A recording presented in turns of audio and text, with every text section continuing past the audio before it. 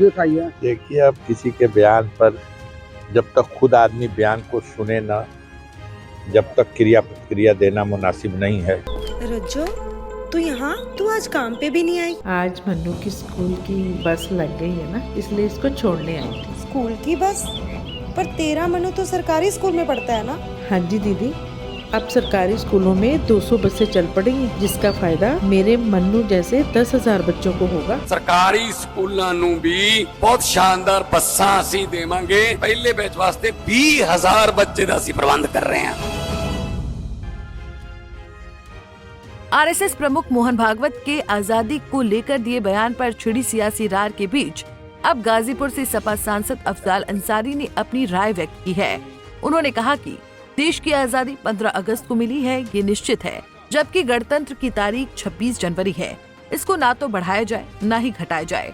हालांकि सांसद अफजाल अंसारी ने आरएसएस प्रमुख के बयान पर कुछ भी सीधे तौर पर कहने से इनकार कर दिया।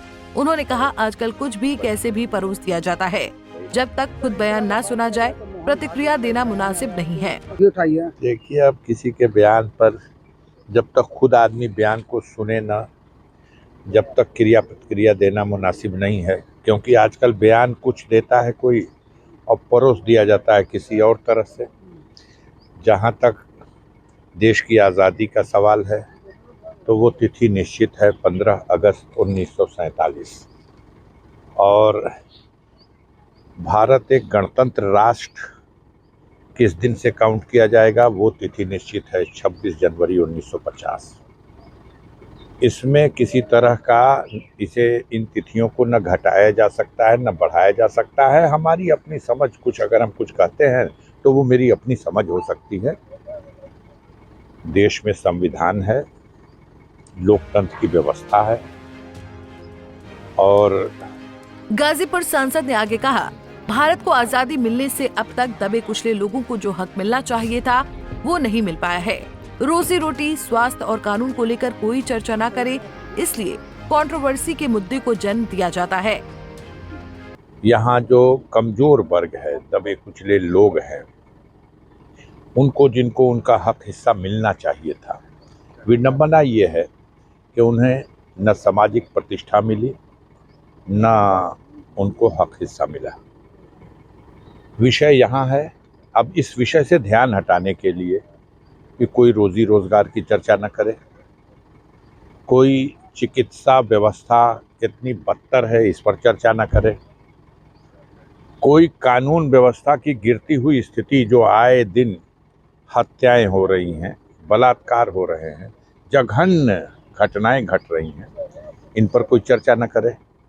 तो इस तरह से कंट्रोवर्सी के मुद्दे जन्म दिए जाते हैं और बहुत सी मीडिया के साथी हमारे उन्हीं को बढ़ावा देकर के उन्हीं पर देश की चर्चा को केंद्रित करना चाहते हैं। वहीं राहुल के इंडियन स्टेट से लड़ाई वाले बयान पर सांसद अफजाल अंसारी ने कहा, राहुल गांधी ने किस परिप्रेक्ष्य में ये बात कही, उसके पीछे क्या तथ्य है, वो क्या कहना चाहते हैं, पूरी बात पता नहीं है। छोटी सी लाइन पर टिप्पणी करना उचित नहीं है कि कांग्रेस ही सही से बता सकती है।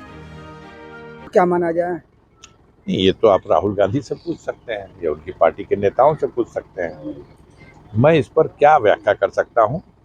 नेता प्रतिपक्ष हैं लोकसभा में और उनका जो बयान है तो उसके पीछे क्या तथ्य है और क्या कहना चाहते हैं उसके आगे पीछे गायब कर दिया जाए और सिर्फ इतनी बात कह करके किसी से टिप्पणी ली जाए, मैं मुनासिब नहीं समझता इस पर कोई टिप्पणी देना।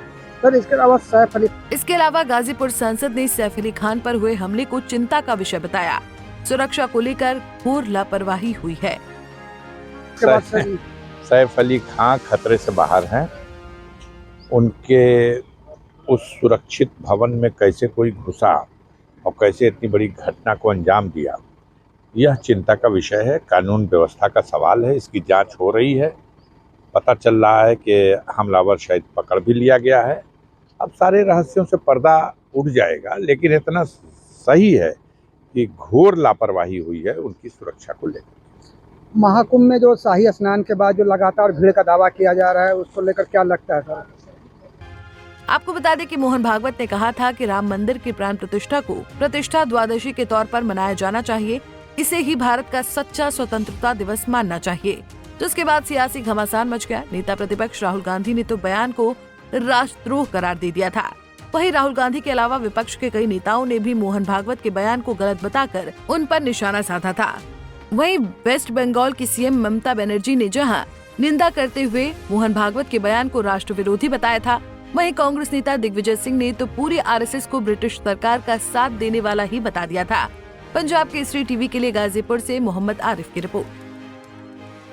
हमसे जुड़े रहने के लिए हमारे YouTube चैनल को सब्सक्राइब करें और नई वीडियो की नोटिफिकेशन के लिए बेल आइकॉन को दबाएं।